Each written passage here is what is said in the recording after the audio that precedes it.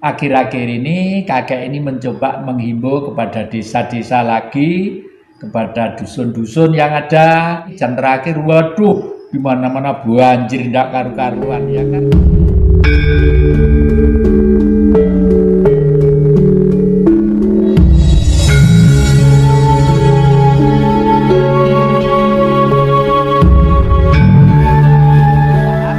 Kalau kebangsaan tidak dinomorduakan, kebangsaan dinomorduakan baru kemanusiaan. Kenapa? Karena di dalam firman Tuhan dikatakan, hai manusia, engkau kuciptakan berlainan untuk saling kenal. Dan pada waktu diciptakan itu setiap umat gerombolan sudah diberi pulau masing-masing, benua masing-masing.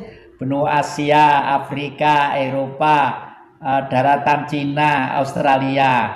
Itu semua sudah dikasih, ya toh, dikasih. Lah, dan kita harus menghargai kondisi itu, karena itu kodrat alam sejak jutaan tahun yang lalu harus dipelihara dengan baik. Lah, terus pada waktu tahun 74 barulah Amerika mengatakan desai penguasa di sini, karena Amerika punya pamrih, ya.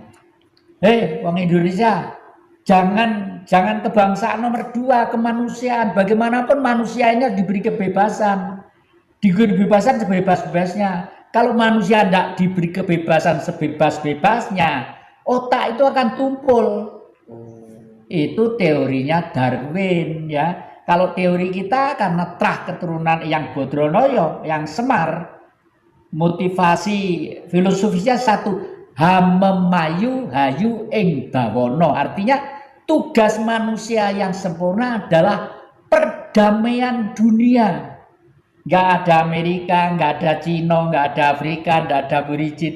Yang adalah umat manusia, karena semua mempunyai kepentingan dan kebutuhan yang sama.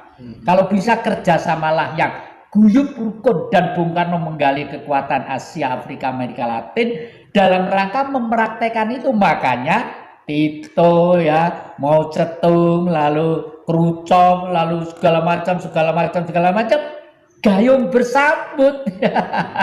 Bung Karno pemimpin dunia, gitu. Mau datang kan karena memang Bung Karno sadar kekayaan natural resource Indonesia yang sangat luar biasa, yang kemudian itu menjadi nilai bergen begitu ya, yang sehingga pemimpin dunia juga klik akhirnya dengan Bung Karno. Betul. Ini terkait dengan kondisi sekarang ini, ya. Ya, yang salah ya manusia sendiri kok, ya.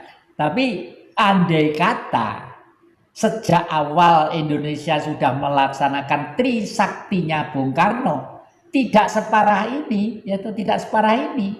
Karena orang Indonesia itu semua mempunyai kultur seperti Jawa, baik itu Batak, kayak Manado, kayak di Irian sana, mempunyai kultur bahwa sangat membumi dan sangat yakin bahwa Sang Maha Kuasa itu memberi bumi Indonesia itu sudah bercorak ragam bentuk tumbuh-tumbuhan, tanaman yang satu sama lain saling menunjang, ya.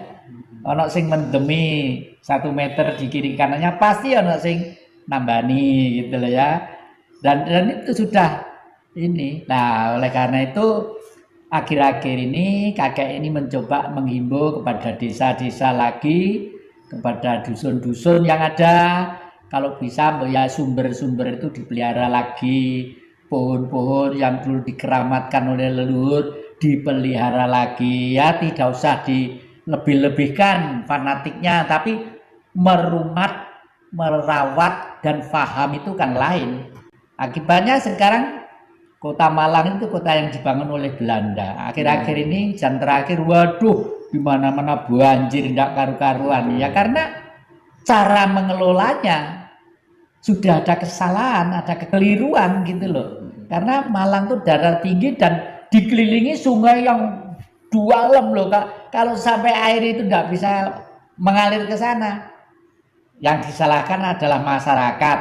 Caranya buang sampah, sehingga gorong-gorong itu isinya padat sampah. Loh, kok sampai masyarakat seperti itu?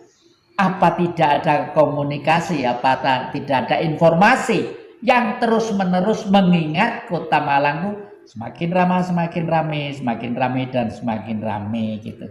Yang Jati Kusumo, sekali lagi saya sering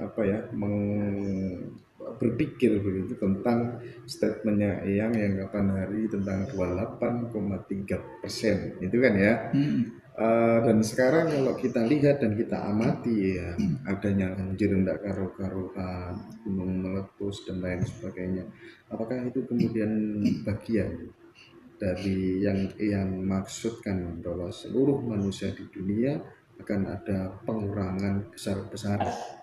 Kenapa kok saya memastikan, kok berani memastikan gitu ya? Karena saya oleh Sang Maha diberi otak untuk berpikir, ya, untuk berpikir. Di otak kita itu ada 11 miliar simpul saraf, 11 miliar simpul saraf, dan setiap simpul saraf melayani 25.000 saraf. Nah, akhir-akhir ini banyak kesalahan-kesalahan yang dilakukan oleh para leluhur, ya maaf ya saya pakai, terpaksa harus mengkritik apa yang menjadi perjalanan para leluhur, ya termasuk buyut-buyut, cangga-cangga saya, kakek-kakek saya. Nah, karena kebenaran itu butuh kecerdasan.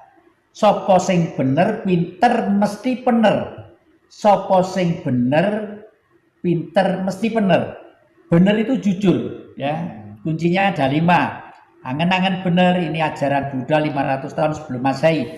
Angen-angen bener, pikiran bener, tutur kata bener, pribadi bener, bergaul bener, ya.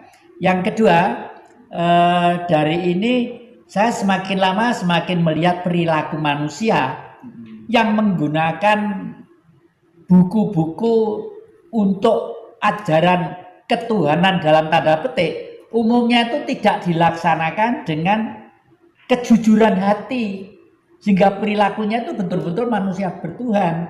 Umumnya hanya dihiruk-pikukkan gara-gara kepentingan beberapa macam subjektivitas individu.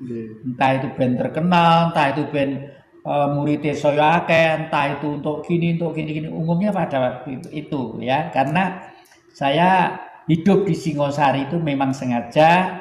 Saya itu di sana itu ada kurang lebih 119 pondok pesantren ya. Saya hidup di sana itu pengen nguping telinga saya itu, pengen belajar dari beliau-beliau supaya tahu loh, ternyata yang diajarkan tuh bener loh. Tapi kenapa kok semakin lama manusia semakin gini? Karena yaitu tidak melakukan apa yang diajarkan, tapi hanya menyebarkan yang diajarkan demi kepentingan yang bercorak-ragam subjektivitas. Terus saya bertanya kepada Sang Mahakala sendiri, tidak seperti itu ya. Dibimbing saya oleh Yang Bodronoyo. Loh kok Bodronoyo Semar katanya kok ditanya loh. Kalau orang menganggap itu hanya nonton wayang sebagai hiburan ya seperti itu. Tapi Yang Bodronoyo itu adalah leluhur kita.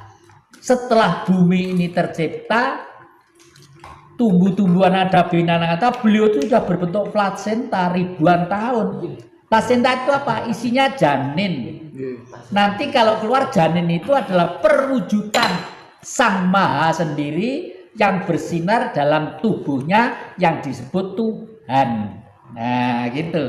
Jadi yang Purwokala namanya saja Hyang Purwokala. Hyang itu adalah tinggi, Purwo itu permulaan, Kala itu zaman. Pada waktu zaman permulaan sebelum Sang Maha Pencipta menciptakan bumi, langit, matahari, bintang-bintang, air, samudra yang sedemikian banyaknya, diciptakanlah Sang Penjaga supaya ekosistem itu berjalan rutinitas sesuai dengan hukum dialektika. Sesuai dengan hukum dialektika yang berjalan secara kontinu. Lah, makanya disebut Purwokala. Lah, sekarang saya mengadakan budaya ruatan kepada siapa saja yang mau ya, yang enggak mau enggak masalah, enggak gelem delok juga masalah, tapi saya harus mengutarakan ini supaya dengan visualisasi kira-kira per tujuan sekitar 2 jam ini nanti dengan sedikit peralatan yang minim, nanti itu kembali lagi sang gaib termasuk danyang-danyang itu paham dan ngerti kalau manusia itu punya sopan santun dan rasa hormat, ya.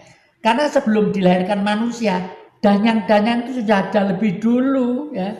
Dan tugasnya danyang-danyang adalah menjaga kultur alam yang terus-menerus dijaga karena tugas